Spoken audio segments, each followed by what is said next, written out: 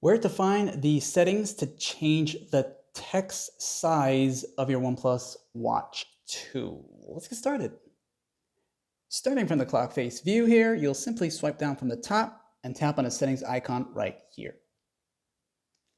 While you're here now, you'll go down to where it says display and brightness.